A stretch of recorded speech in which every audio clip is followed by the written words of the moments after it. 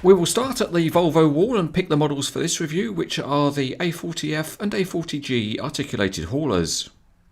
On the outside, both versions of the A40 are almost identical. They weigh 31 tonnes and they can carry a payload of 39 tonnes. The A40F model is Motorart number 30049 and the A40G is 30050. The packaging is the same for both models, it's a Volvo branded box, so let's get on and open the A40G. The box is factory sealed with a bit of tape and you have to pick that off, and then you can pull out the plastic formers which are inside. As usual, the box has no information about the real machine and there's nothing about the model either. The two plastic formers are also held together with a bit of tape, so it's time to get the knife out again and try opening the packaging without cutting our finger clean off. Once open, there's no assembly because the model is complete out of the box.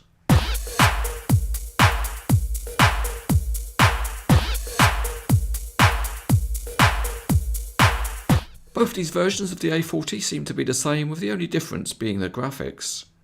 The front axle is modelled fairly simply, but there's more detail in the modelling of the rear axles. The rubber tyres are really good and they're mounted on decent quality wheels. The detailing at the front end is better than the previous version of the A40F made by Motorart and is a real perforated grille. The handrails around the cab are in Volvo's latest red colour scheme and there's a painted beacon light. Under the hood is a plastic engine with different coloured components. The quality is also nice because the handrails and also the mirror are all metal on this version of the model.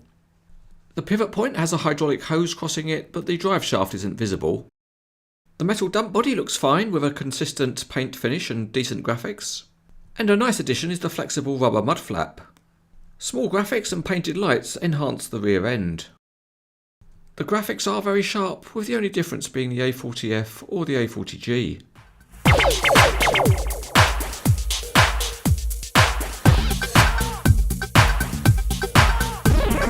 Out on the Cranes etc. earthworks site, the A40 has a low rolling resistance, and the axles certainly spin very freely. There is some articulation on the rear axle, so some up and down movement is available longitudinally.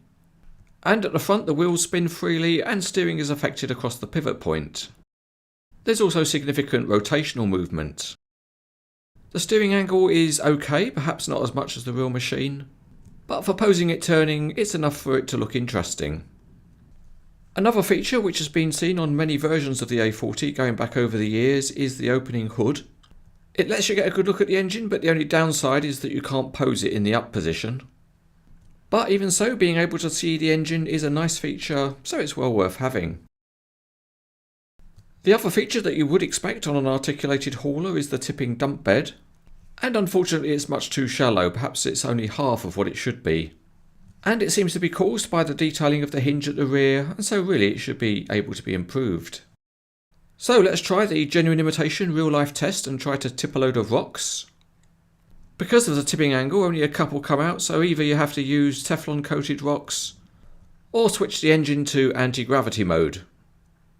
Yes, here at Cranes etc. we're always able to dump a load. In summary, these versions of the A40 are much improved over recent versions.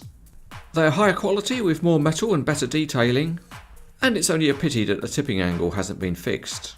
But if you can live with that in all other respects, they are highly recommended.